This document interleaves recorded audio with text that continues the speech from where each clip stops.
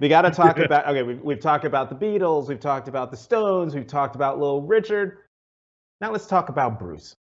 The friendship and relationship that changed everything for you was when you met Bruce Springsteen when you were teenagers. You described Springsteen as a like-minded outcast, true believer who became one of your most important friends and bandmates. Talk about the moment that you realized that you and Bruce Springsteen clicked on and off stage. Well, there weren't that many bands, like I said before, there was no bands in America really before the Beatles played this variety show called Ed Sullivan, which the whole family would watch every week, He owned Sunday nights, before The Sopranos. And, and you know, um, I,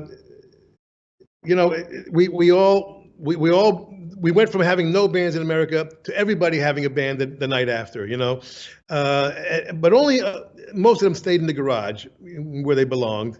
But a few of us got out. It was about a dozen in our area, and I had my band, The Source, and he had his band, The Castiles, and so we met each other.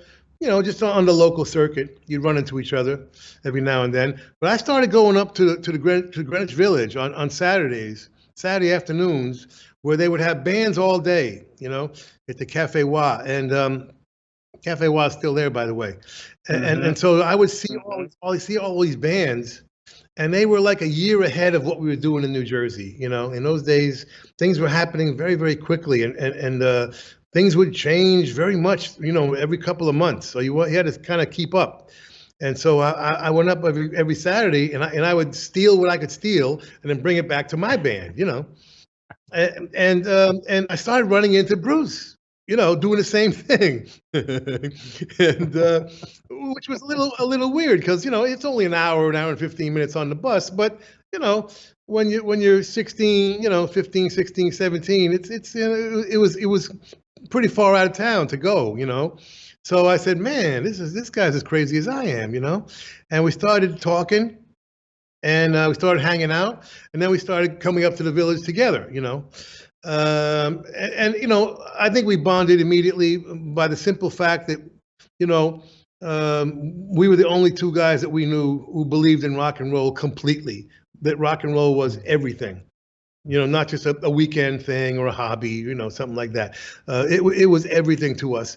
And, and we, if you're the only freak in town, you start wondering, maybe I'm a little weird, but if it's two of you, it kind of gives you a little, well, okay, maybe we're on to something, You have a little company. Yeah, and that matters. Just one other freak, thinking like you do, makes you less freaky. So I think we bonded right then, and that's kept us best friends ever since.